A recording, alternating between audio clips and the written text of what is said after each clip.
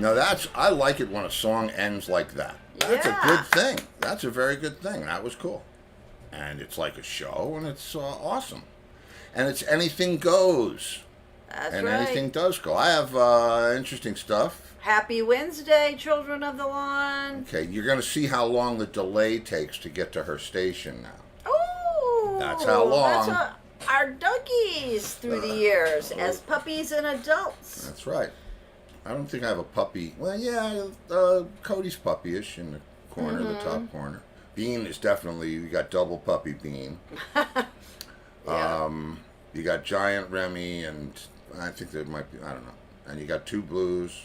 Two blues. And another Bean in the wind. Those were our children throughout the years. That's our children of on that lawn. Those are our children of the lawn.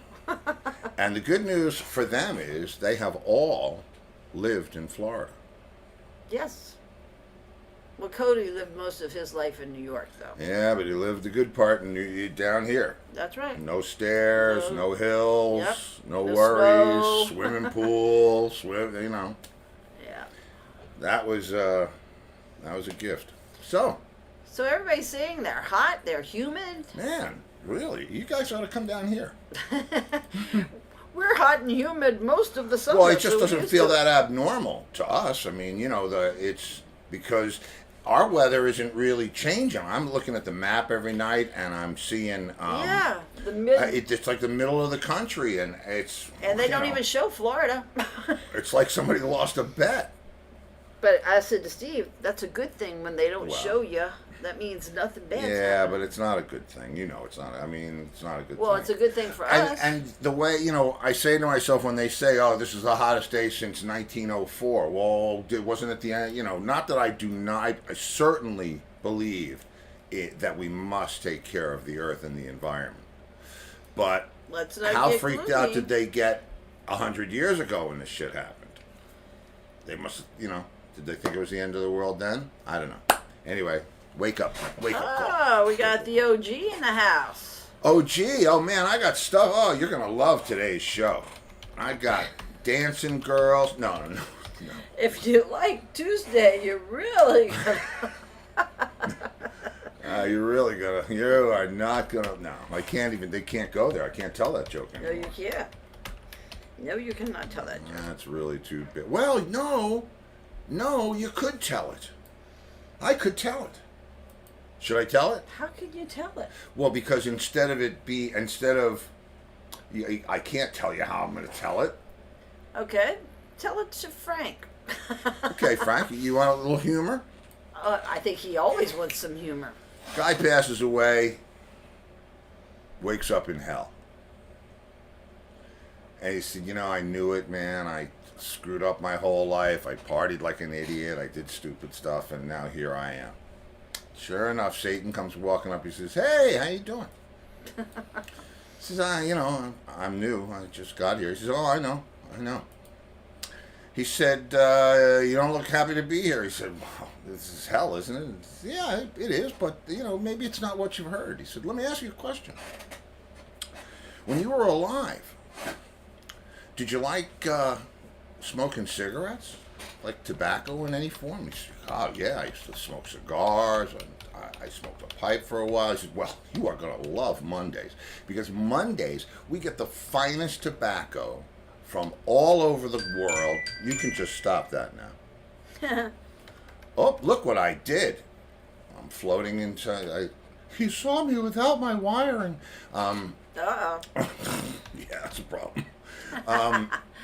And he says, "Well, you're going to love Mondays because we get the finest tobacco from all over the world, and you can, you know, you can smoke as much as you want, and you'll never get sick, and you'll never have any problems, and you're gonna like Monday." The guy says, "Oh, wow, okay." He said, "Well, let me ask you this." He said, when you were alive, did you get high at all? Did you smoke pot?" And he said, "Yeah, nothing better than some gnarly bud, dude."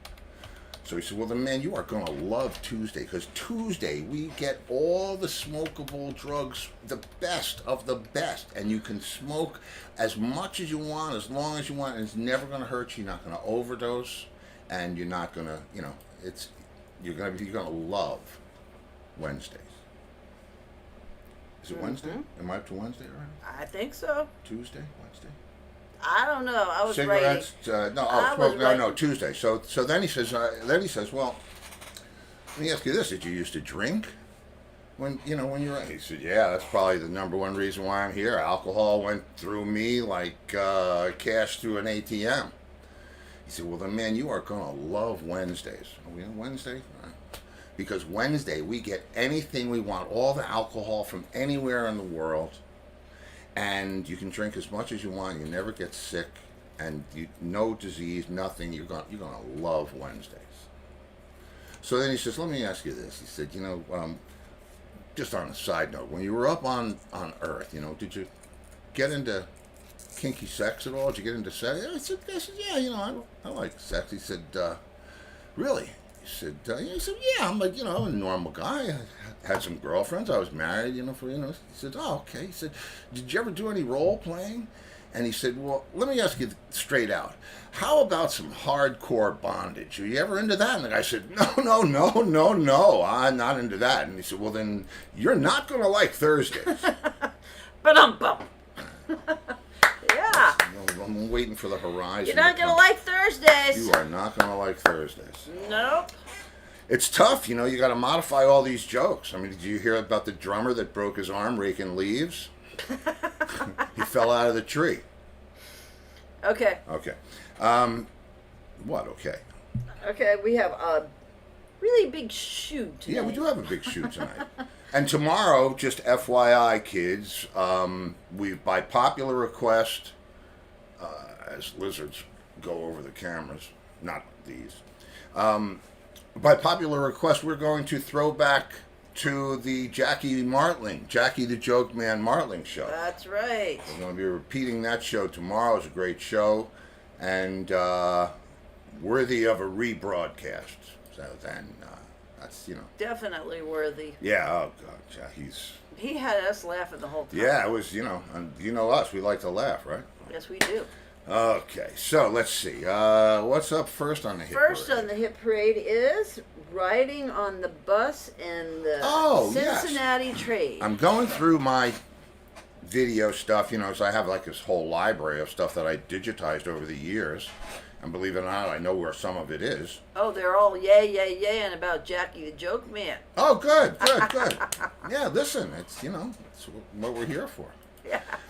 It is summer, reruns, So I took I found some footage from the bus. You've heard how much I love the bus. John used to love the bus. I mean, you're either a bus guy or you're not a bus guy. Cliff and Brian, not so much. John, bus all day long. So this is video from '96. I guess I had gotten a new camera and I was documenting everything and so on and so forth. And it's not Steadicam, so take your Meclizine. But it's just, if you have vertigo, beware. Yeah, beware. So here, take a look, and I'll chime in as to what it is I think you're seeing if I'm not telling you on the thing. So this is life on a tour bus, and actually at one point I think where were we going? We were going, so I can't remember. You'll look at the sign and you'll see the sign.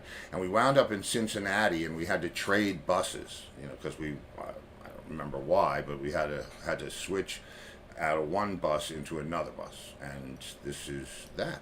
So, okay. And this is the windshield ride. Yeah, you'll see. Okay.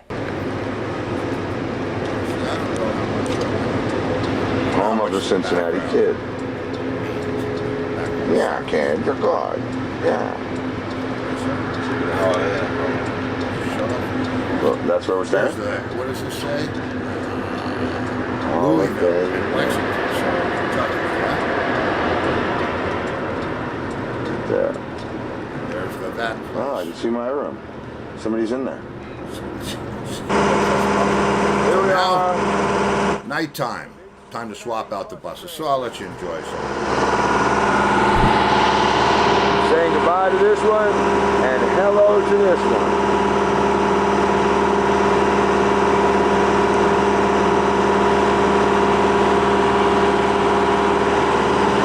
Here comes old Fan Bell. Here comes old Fan seatbelt, and we're still friends. Yes, indeed. We say goodbye to this. Say goodbye. We got pretty much a lot of stuff on this tour. What's that?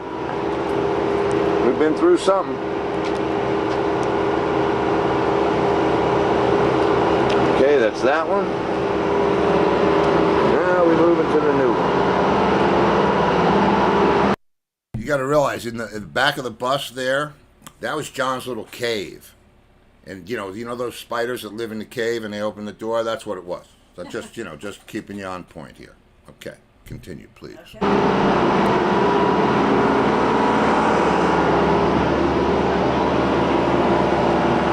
And here is the new bus.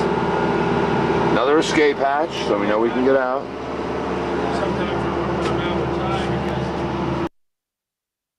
Now again, another point of reference. Let me back up a little bit and show you some stuff. Remember I told you the story about the watches where I was sitting across from John? That was on the other side of this lounge. I'm trying to find where. Okay, there's the table where he was sitting, and the windows behind him had the sun coming in, and I was sitting over here. So that's the way they're mostly laid out. I mean, you can have them laid out any way you want, but that's the way they're laid out. And then there's, the bunks are down in that hallway down there. The rest of those are bunks for sleeping. And then John's little cave. Another escape hatch, so we know we can get out. Sometimes we're running out of time because you got guys that I hang around with and doing. This would be. I guess that was it. Well. Yeah. So there's probably a naked girl and oh. And by the way, speaking of naked girls on tour buses, Lori says to me, I found these great videos. And I look and it's, wild in San Antonio. And I'm thinking, oh, this is great. This is probably They a were show. CDs, actually. DVDs. DVD. What did I say? CD. Do you want to rewind it and check it out, or should we just Videos. go? Videos. Okay. Well, in essence, they were moving pictures from that tour. And so I said, oh, this is great. So I have this software in the audio studio that will convert any file into any other kind of file, within reason, obviously. But it'll take a DVD and make an MP4 out of it so you can share it and make it bigger or smaller.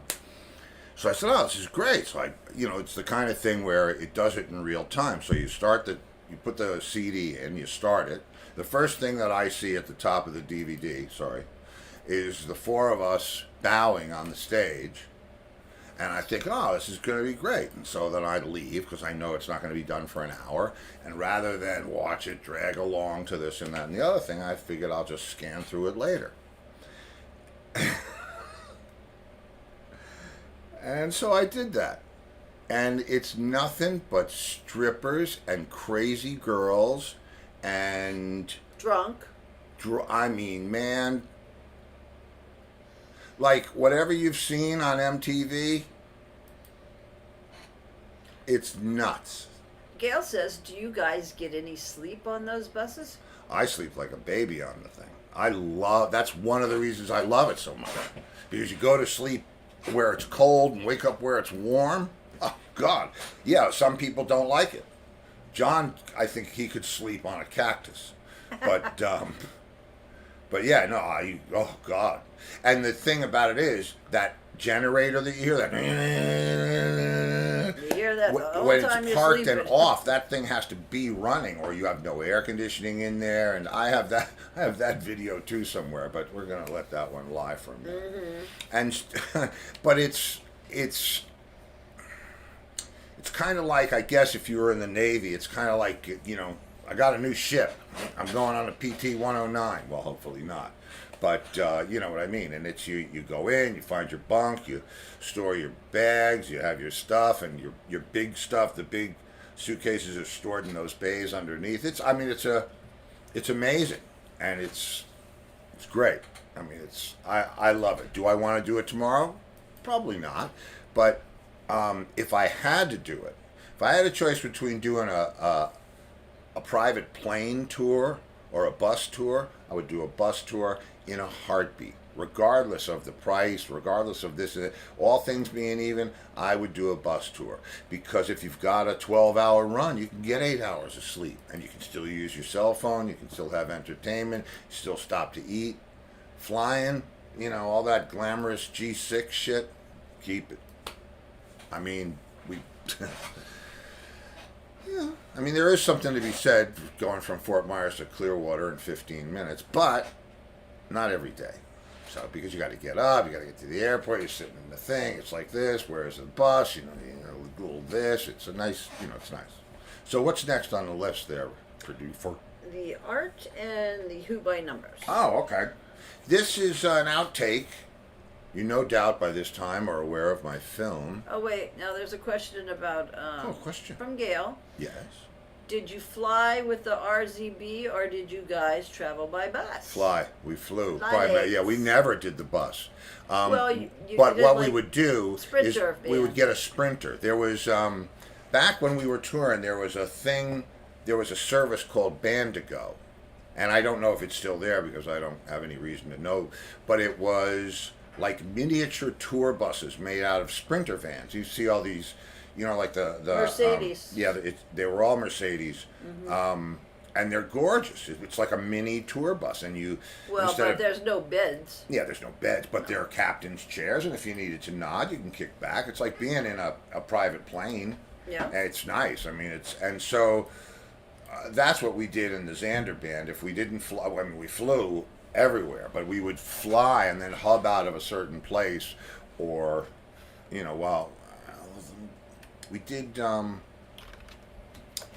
We used to do California that way. When we would go out west, we would land at LAX or wherever we landed, or John Wayne, depending on where the first show was. And then Henry would turn up with the van and the crew and the whole thing, and everybody would go on their way, and it was great. Right. I mean, it was like a. So Steve did not have his drums with him. No. Because I endorse a certain company, they provide drums. That's a whole big thing, but it's it's cool. So Frank said he was a bartender for 10 spring breaks in Fort Lauderdale, and he saw some crazy shit. I was in a rock band. I tell you what, I could go get DVDs of some of the crazy shit. I couldn't believe these girls. All right, I'm going to tell you just one scene, okay? And ladies, please do not get offended. I think I've told you this story about the strippers that got on in Austin and didn't realize that we were going to San Antonio. And they're playing Stevie Ray Vaughan music. They're stripping in the front lounge, and they're doing this whole thing. And Steve so is videoing. Yeah, I'm videoing. So I'm, because I'm a little, past the early '80s, that was it for me, because I don't want to die from it. Anyway. So I thought it was because you were with me. No, hell no. I even had. Remember, I asked you to go get tested. To see if there was a brain in there. Uh-huh. Tested for the brain. Hello? Hello? Brain?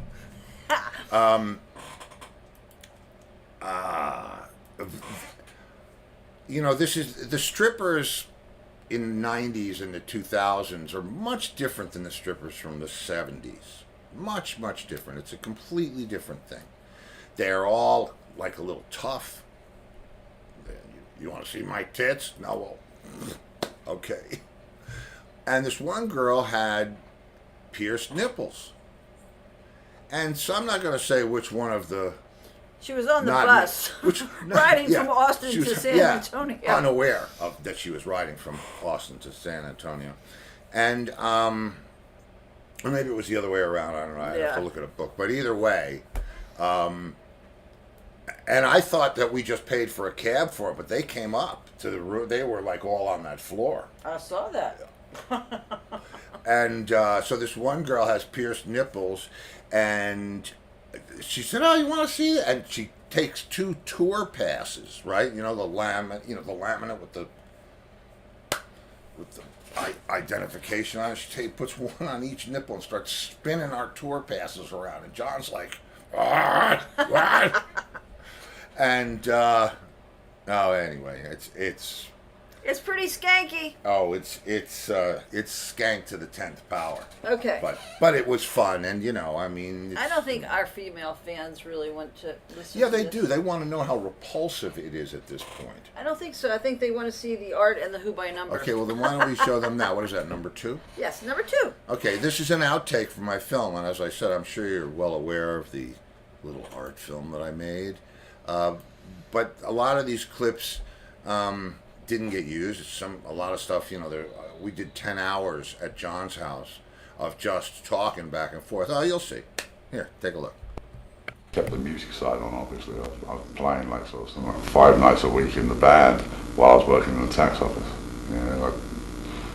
I was finally actually earning more money than playing in the band than I was in the tax office, but I was spending it all under the table. So I kind of gave up the drawing, and it's always like a hobby. I was sort of scribbling around, doodling while I was answering the phone and stuff, and it actually finally became my turn to do the album cover. We used to take it in turns. How do you mean that it was your turn to do it? Your turn to design it? Yeah. I mean, You had, in other words, this was the cover that you were going to say what was on it? yeah. I mean, we kind of like went from the responsibility of dealing with the cover, and the cover that Pete went into cost us the price of a small house. It's about 16.5 grand for Quadrophenia. Or was that the other way around? Yeah. And next up, it was my turn, and it was going to be called Cartoons, and I was just going to draw cartoons on the film. Once we'd heard all the songs, I mean, anyone who played that album in the car would immediately crashed themselves into a brick wall, kind of depressing. I was looking through one of my son's colouring books, and it had by numbers, join the dots. I thought, yeah, the Who by numbers, what a great idea. So I'd already done the drawing, but the drawing took me an hour to do, and the numbers took me 7 hours, and it drove me crazy. I was rubbing stuff out, and shit, I had to join it all together to make any sense. I used a lot more numbers than normally. I mean, normally it's like, oh, it's a square, great, but this was a lot more complicated. And it got me back into drawing. I mean, it a nice relaxing hobby before it became a business. It's a relaxing hobby, and I started doing these drawings around about 1976. I was kind of drifted into drawing the Who over and over again. An improvement on the Who by numbers, which is real, sort of like, oh, it looks like that, it looks like, and it got me back into it, and then I had the idea to do a coffee table book of rock stars and their imaginary ancestors. I had like sort of words, poems or words, prose that went with it, and I really didn't do enough drawings to fill a coffee table book up. I would have had to do at least like 40 or 50 different artists. And someone came up with the suggestion, well, why don't you just sell the separate works of art? And it was great. And then I decided to join the drawings I've done with the Who. I joined together as a band, and I call it the Spirit of '76 because that's the year I started the drawing. We did a limited edition of that, which is sold out, and it started me on the trail of like exhibitions and the rest of it. So when did it actually become a business? I mean, obviously you earned money from the Who's Next album, but when did art actually really become a business? When did you have enough of a catalog to go and start doing it? Once we sold 50% of the originals, they wanted more, right? So they I'd say, well, I'm working on the Stones, or I'm doing this and that, and then now at the moment I'm working on the 4 or 5 guitarist that everybody knows the name of, and that's when it actually became a business. I mean, I enjoy the colouring in creating the faces is a real problem. You know, I mean, when it becomes a business, then it becomes scientific. Right? It becomes scientific. I mean, I love drawing characters that don't have to look like anybody. I mean, I did a series of tourists, you know, which were more or less at the same face but different bodies. You know, American tourists, Japanese tourists. But when it gets to the stage where you decide, I mean, the Beatles would be dead easy, but I've left that till later. I mean, at the moment, it's the guitarists, and that's one of the working stages of Jimi Hendrix. Now, why do you do that? Why is it? Because the actual final pieces are much bigger. So why do you do that? That's obviously a copy. It's a photocopy for color. You know, decided on what color it's going to be. But basically, I work from a photograph. I go through a projection system. I do a line tracing, which teaches my head what the lines are supposed to be. Okay, then I can exaggerate from those lines, because taking it straight from a photograph is like really difficult. You know, I mean, I have to take this drawing from a mirror and go, you know, drive me crazy. I start working with photographs, or I freeze videos to get the exact expression that I want. And then I'll work from this and do a caricature of this rather than the photograph. Right, so it's several generations from the I can photograph. actually work the colours out from this as well. I mean, it performs a couple of tasks. But basically, you choose between that position and that position. And what I've actually decided on is to do this, but wearing this jacket, which is going to be a nightmare. It's pretty interesting stuff there. Yeah. And you know, the thing about making that film, that was obviously not the audio from the film, that was the audio from my mic. And we did all kinds of stuff when we made that. We did a lot. We had several locations, all in the house or at the art cottage, because he had cottages on the property where he would go to do the art. They were just set up just for that, and it was kind of like the artist escape. So we did some there.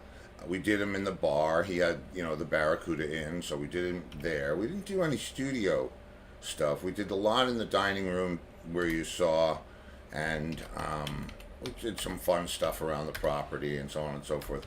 But the real good stuff, if you saw that, it's like this, right? I mean, it's just us hanging out and talking, and I'm asking him questions that I don't even really know the answer to. So I figure, well, why not ask those questions? And that was when we were going to do the film, when it was John's idea or our idea together to do the documentary about going back out to play again. And sadly, we never got to finish it while he was alive. He named it An Ox's Tail. He was the one who named it that, but I'm sure that I've said that before. Well, Frank said he must have been a fun man to hang out with, and Gail says you guys had so much in common. Well, he was fun. He was fun, man. I mean, that was it. You see, he didn't want to he just wanted to enjoy his life. He just wanted to have a good time. Mm-hmm. And I've told that story before about driving up Park Avenue in a limousine and him seeing a destroyed building and smiling, and me saying, what are you smiling at? He said, it looks like a great place to play. And here I am thinking, okay, Well, that's the first time you ever met him, hung out with him. That wasn't the first time I ever met him. That was a record release party in 97. Oh, right. Okay. And, or 96. Anyway, and he's smiling at the crushed building, and I was going to say, what, you bitch? And then I said, really? That looks like a great place to play. Oh, yeah. When we were, and realizing that the kid grew up in bombed out London, and they didn't clean that up by 1944. So he grew up playing in, ruins essentially. But so, you know, it's an interesting thing to see, you know, the juxtaposition of the two lifestyles Yeah. of the rich and famous. Yes. He was a great guy, and he would have been a great guy no matter what his status in the world was. I mean, I think that as long as we had a vehicle to hang and play music, we would have been the same friends. But, you know. Anyway, so what do I have next so I could talk about that? We got a party and an instrument. Oh, shit. This is more stuff. Oh, God. This is not from any film. This is just Steve being crazy. Steve, And- you were filming where? At the, oh, God, the Shishi Momo. In the hotel lobby. Yeah, we had. If you get to the hotel too early And you're on the bus. and you're on the bus, You can't, you can't check into your hotel room No.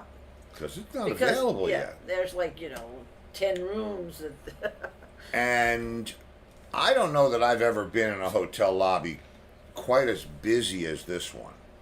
But I was feeling good. I had slept on the bus all night, whatever it was, 7, 8 o'clock in the morning, and I'm fresh as a daisy. Let's cause some trouble. So, in typical fashion, I took my video camera, wrapped it up in a jacket. We were in Canada, Toronto, and it was cold. I think I sent you pictures of an iceberg. And I decided to do a little undercover filming in the lobby. So check it out.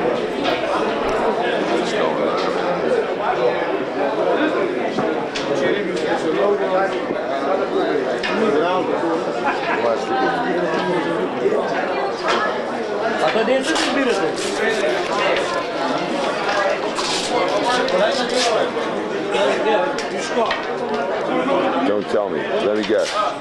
Don't tell me. Let me guess. Hockey.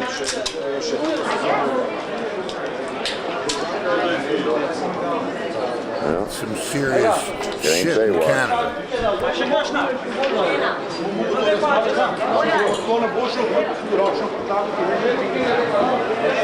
There's the bus What's wrong with driver this picture?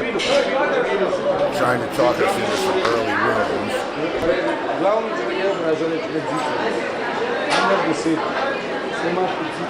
John and Lisa are asleep in the bus. In the back of the bus. Hey, you guys, how you doing? Here we go. What's the matter? Yeah. What? We get 2 Jawas and 1 Wrap. Same. Rock and Roll Hall of Fame. Yeah? Yeah. Pleased to meet you. Pleased to meet you. You guys play- Slovenia. Ice hockey player. Oh, ice hockey. Oh, rock and roll player. Also good. Prej pa niste povedali, da so kakšne posebne že zna. Veš, ženo samo Uh-oh, guys. Where are you from? Slovenia. Slovenia. Yes. You know where it is? No. Far away. Yeah. Europe.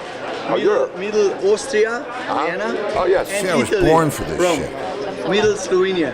Oh. Ex-Yugoslavia. Oh, excuse. Oh, okay. I'm from New York, which is between Connecticut and New Jersey. Yeah. Oh, gotta run, fellas. Have a great trip. Okay. I hope you do well. Yeah. Same. Nice to meet you. Nice to meet you. Okay, so now you can see the position of the undercover camera, and I feel at this moment that there is much more to explore cinematically. So I gracefully excuse myself, shake hands with our friends from Slovenia, and I go away and I break out the camera. Like I was like, hey, guys, mind if I take some pictures of your hockey stuff? Okay, ready? Here you go. Viš, to so taki ljudje, da pravi, gajsi. Take care. Ja.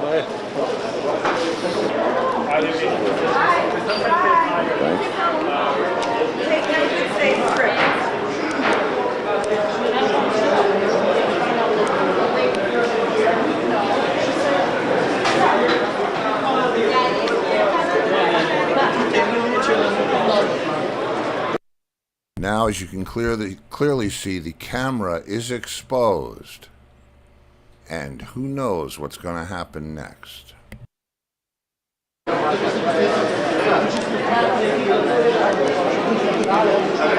guys. Ah. Now, where was that again? Which country again? Slovenia, Ljubljana. Ah. Yeah. Hockey players. Hockey players. Yes. The great country, Canada and Canada? USA. Yes. Yes. Well, I hope you do good. Are you? Is it pro or semi-pro or Semi-pro, I don't want to see. the league? Yeah. No, that's old-timer. Oh, I see. Yeah. Oh, good. You see me? Well, no, I'm an old timer. That's my really good timer. Really good timer. Oh. You having fun? Having fun? It's fine, it's fine. Yeah. Good, good. Beautiful, super, fine. Well, I'd welcome you to Canada, but I'm from the United States. Yeah. Yeah, but I know the. And who are these? Who is this? I owe one mouse, Zelle. Got the whole team here. I don't know what is this. Look, you. Okay, now pay close attention to the dialogue, and I'll try to translate for you. The girl that you saw that went, whoa, okay, her boyfriend is obviously some type of musician, unbeknownst to me. Now, the reason he said about the Rock and Roll Hall of Fame is we had just come from Ohio, from Cleveland, and we did the Rock and Roll Hall of Fame, and they gave us jackets, and so I'm wearing a jacket that I loved, black suede jacket with the Rock and Roll Hall of Fame emblem on it. So now that's why they're all freaking out. So, all right. So I'll come back to this. This is just, I love this thing. Hold on. Play what? Rock and roll, I play drums. Drums. You know what is this? What is this? An accordion. Polka party. You know what is No instrument? idea. Harmonica. Harmonica, yes? Yeah? Uh-huh. This is the best player in harmonica. Really? Yeah. Is he going to play? Yeah. Now. Let's have a party. Just. Okay, now guys, this is 8 o'clock in the morning. In a hotel. In a hotel lobby, like a Shishi Holy Christmas hotel. I could look up which one it was, but you can see it's not Howard Johnson's. So this is 8 o'clock in the morning, and it's just Stevie causing trouble. Just for you, one. I'll be honored. Yes. Rado Pucciarcento. Arabisch Blutfischen.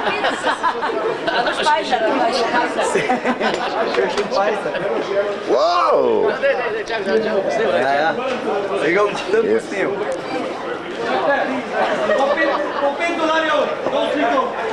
Hey, we have party in this We have party in this instrument. We have big party in this instrument. Okay. Now he said that was a harmonica. Yeah, yeah. But he asked me if I knew what it was. I said accordion. He said no, harmonica. Harmonica. Okay, all right, that's okay. Hey, you want to hear my Slovenian? I don't even know if that's the language. No, all right, they here were we go. very friendly and nice. They were awesome. Well, listen, you're drinking beer at 8 o'clock in the morning in Canada. Yeah. Here you go. See the guy holding up the beer? Ja. Ik ook stil sneeuw.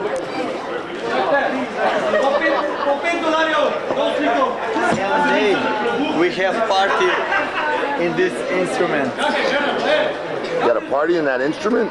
Yeah. Polka party. Polka tour.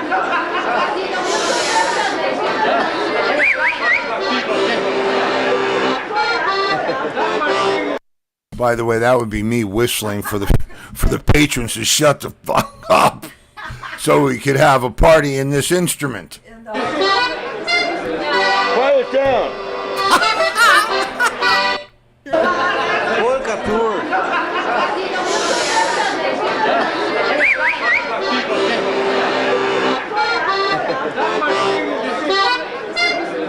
Quiet down.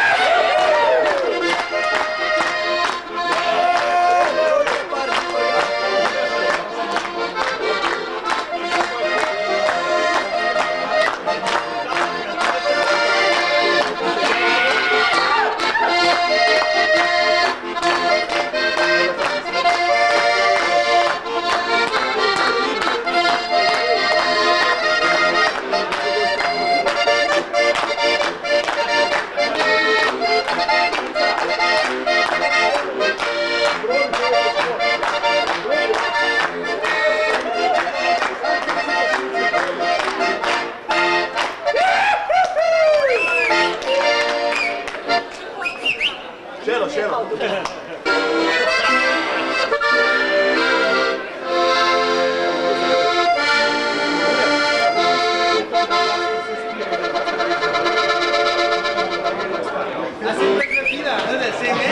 as the sun sinks slowly in the Canadian icebergs, we bid you adieu. Thank you. Thank you. Bye-bye. Wow.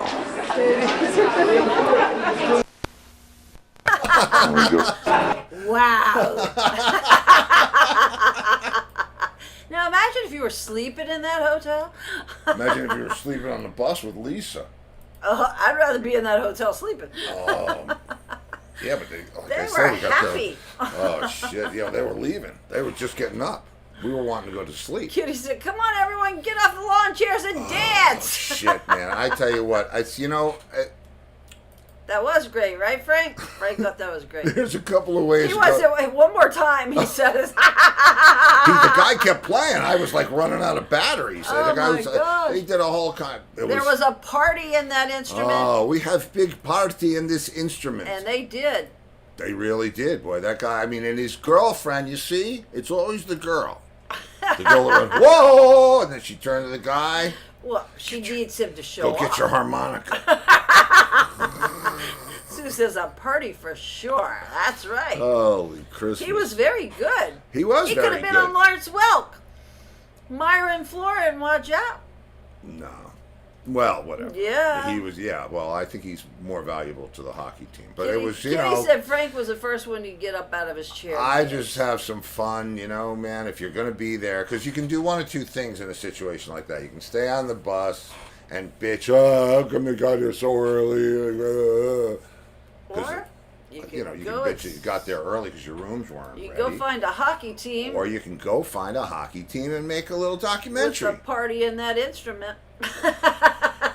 And they were the old timers league. Oh, they were funny, man. They were great. That one guy, he was in it. There was. They were all clapping. They were in it. They were way in it. I So, think they were checking out. They were checking out. Yeah, they weren't checking in. No, they were counting all their hockey sticks and all that. They were, they were leaving. They were leaving. And, I mean, there had to be 50, 100 people in that lobby. It was a huge, I've never, well, I have, but not with that many people in it. Tokyo, the lobby, I remember the lobby in what the hell was that hotel? It was like massive and all marble. So if you dropped a pin, it was like, sounded like whatever his name is. Well, Sue says you got to look for the fun. Oh, you got to look for the. You don't have to look far, and you don't have to look hard. Okay, well, you know what? It's right in here. You got 15 minutes left. Okay, so what's next there, kiddo? Ox on drummers. Oh, this is an interesting. Yeah, I found this. Okay. This is interesting. We didn't use this in the film either, but a lot of people have asked me different drummer questions about, the guys that John played with, and here's some answers for you. With Moon, he played with everybody in the band. Sometimes he'd be playing with me, then the guitar solo come along, and he'd play drums with the guitar. Boring bits in between, he'd play with the singer. You could always tell what song he was playing from what song was playing was from the drum part. With Keith, you kind of had a multi-choice because he was hitting so many drums at the same time. You had a lot of freedom. You could play whatever you wanted, as long as when he played a break, as long as you came back in the same time. Sometimes you didn't, but it's kind of potluck.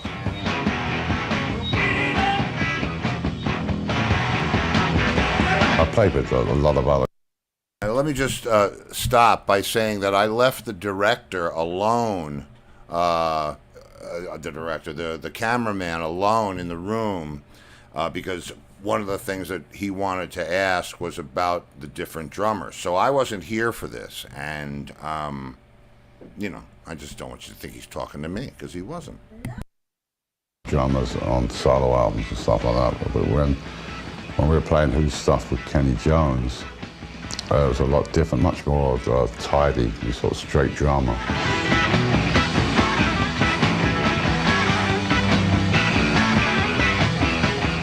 Simon Phillips was a technician, so but he does tend to play this very complicated breaks.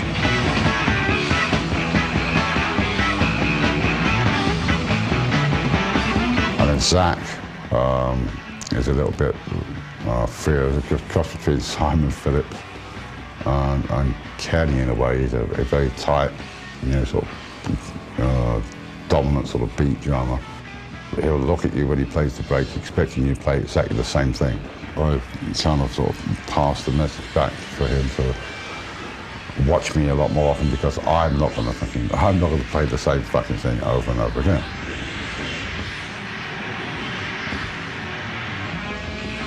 It's a lot more exhausting to play with Steve than it is any of the other drummers, because you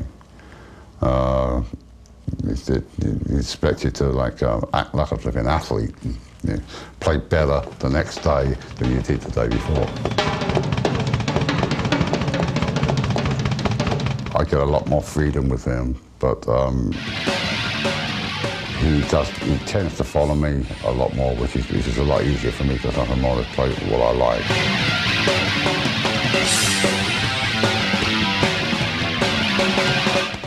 We do an exchange solo in Shaking All Over, where he plays as fast as he can. And I play something even faster. Then he'll play something even faster.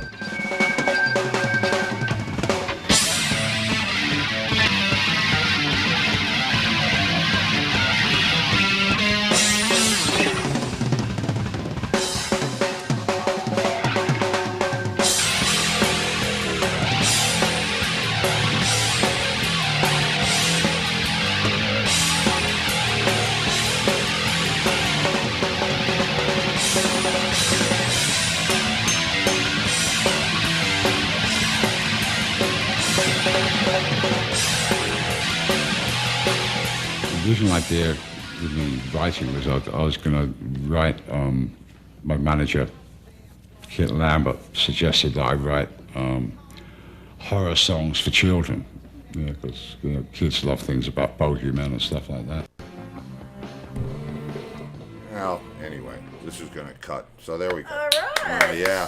So that another piece of footage that didn't make and it's, not that it wasn't worthy of the film, but there was no, it's amazing when you work with a team on a film like that. I mean, I never even met the guy who edited the film, Darren. I certainly spoke to him on the phone quite a few times. We didn't even have video conferencing then. So, but, I was happy with the way it came out, and we had great people in it, and it was, Well, Frank says that's some serious shit there. Well, yeah. I mean, if you're going to shit, you might as well be serious about it. That's right. Well, all kidding aside, you can't do that on your own. It's kind of like other contact sports in life. If you don't have somebody pushing on you, and he said it, that we used to do that exchange solo, and it was like a dogfight. I was, and Pete, well, it's another story for another time. Okay, so now. It was wicked, though. I mean, I tell you what, we got out there. We used to get, and we didn't care where we were. We could be in front of 40 people or 40,000. And it was just him looking at me and me looking at him, and Frank was getting the chills, and Kitty said, "Faster, faster, go, go, go!" It was great. We were nuts. I mean, and it was just that. It was a party in that instrument. We had a party in that instrument. Different kind of party, and we used to love that. If just the pure, when I watch it, I feel my tendons and my muscles twitch, because I know what I'm supposed to be doing and feeling, and it's. It was a party in that instrument. It was great. It was fun. I bet Frank goes back and watches that go party back in that and instrument watch the again. party in the instrument. It's good. Those guys were funny. They were great. Yeah, they were great. As soon as they saw that cameraman. It wasn't when they saw the camera. And when the I Rock started, and Roll Hall of they Fame. saw the Rock and Roll Hall of Fame. I loosed. Whatever happened to that jacket? It like fell apart. Oh, I don't I know. wore it to death. The black suede one. I with know the- which one you're talking about. It's probably in one of the guest rooms with the rest of the coats that we haven't been able to wear Well, in the I'll have to 18 years break we've it been down out. here. I have to. Well, let's break it out. We why don't wear coats here. No, we don't. I haven't had a coat on. Anyway. Okay, but there was a party in that harmonica. There was a freaking party. This is the best player of harmonica. So this. I mean, Frank can says, you "Damn imagine straight." that freaking bus? You saw our bus. Can you imagine their bus? Oh my goodness. It's got to be one of those, those tour buses. Not like our tour bus with the amenities, but I mean like, all right, now let's all go to Southampton. The Hampton Jitney or whatever.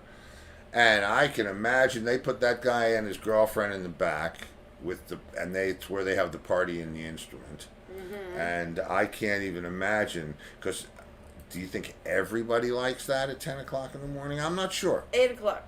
Well, it was 8 o'clock in the lobby, but I don't think they usually do it then. I think they wait till they And get on nobody, the bus. like, Drinking. no manager came over to try to kick you out or anything. No, they wouldn't dare. Are you kidding me? Well, Danny was over at the concierge telling him who we were and what was going on. We got the bass player from the Who sleeping outside in a bus. Yeah. And meanwhile, the hockey team's And having a party. And the frickin' drummer is now having an episode of Jackass. They were great. Yeah, it was fun. Okay, so now we have a Bogeyman. Oh, yeah. I thought I'd play this. I found the actual final version of this with all the edits, no green screens or any of that crap. And, because we're getting ready to release Oxzoomed. Yes, within a matter of weeks. Yeah, it's coming soon. Like, I'm well, anyway. John Entwistle, Rarities Oxzoomed. Rarities Oxzoomed. I can't wait for you to see the album cover. Yeah. Kitty, you will get all of it. Yeah, I'm interested to see how many things you find on this cover. And you're going to need to do some looking. But Kind of like Where's Waldo? It is like Where's Waldo. But it's what, is that. And I designed, I did the concept with Chris Entwistle, John's son. And he's actually the one, I'm sure you remember, that named it Oxzoomed. So, it's not like, Steve, do you think that's disrespectful? No. John would have loved it. John would have. He would have. And would have all the died stuff laughing. that's there. And, when it comes out, we'll have a talk about it. I'll have maybe some people from the label on. I'm very excited that this music is going to get, see some new life. And, it's fun. It's a whole good thing. So, anyway, I'll see you after this one. But this is the Bogeyman. So, this is John as the young man being subjected to having to play with worse and worse basses. Mm-hmm. I play the part of the Bogeyman, hopping through John's. I mean, we set up lights out in the driveway. This is smoke to the. You'll see if you haven't seen it already. And then there's the horn sequence where all four of us are playing horns. I got the littlest horn, But y'all aren't really all playing them. John played them all. For the record, John but it was fun. really played them all. I just had this idea that the lyrics went along because I produced the video shoot, and directed I did the storyboarding for it, and the idea was each time the Bogeyman pops up like that, it changes John's bass into a shittier bass. And he had so many of them, they could just keep getting. We just kept changing them, and they didn't do all the changes at the right time because the last line of the song is, "And I sit up all night with a baseball bat. That Bogeyman ain't gonna get me, Bogeyman." And that's when he's playing bass on the baseball bat, and then the Bogeyman lets him have his buzzard back. Boom. So, okay, so let's see it. all from the demented mind of yours truly. As John would say, the lunatic is running the asylum. That's right. And I am. Wait for it. Snare drum, please.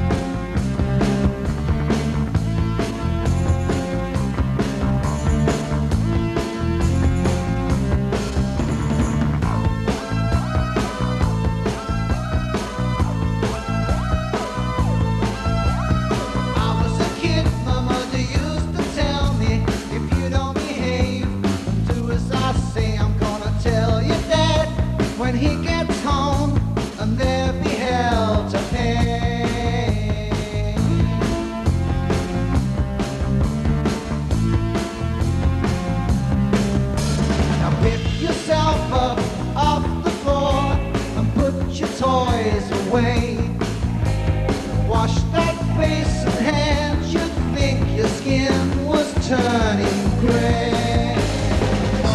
Man will get you. Sure as night turns into day. The man will get you. He'll come and drag you away.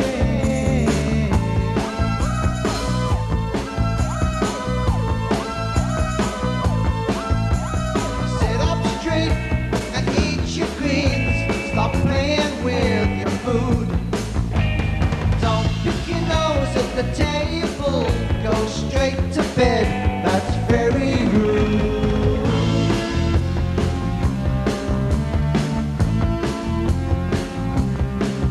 So I spent the night with my head in the covers, protected by electric light. When my mom came in to say goodnight, I nearly died with fright. Bogeyman will get you. Sure as night turns into day. The bogeyman will get you. He'll come and drag you away.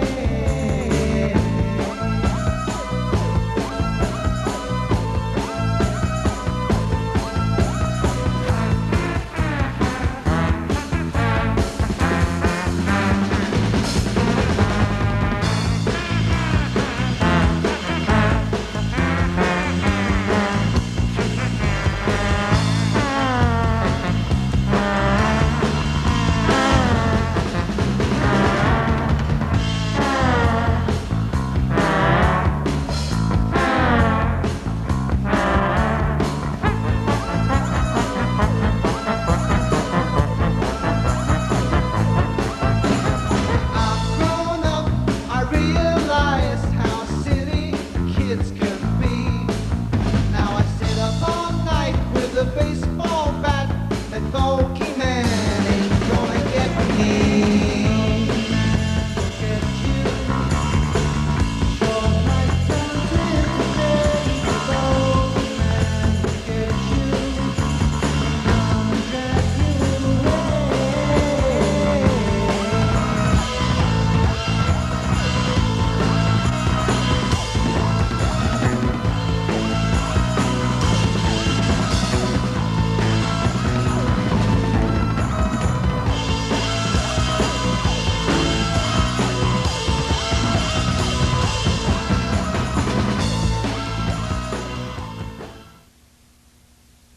Oh, Yeah.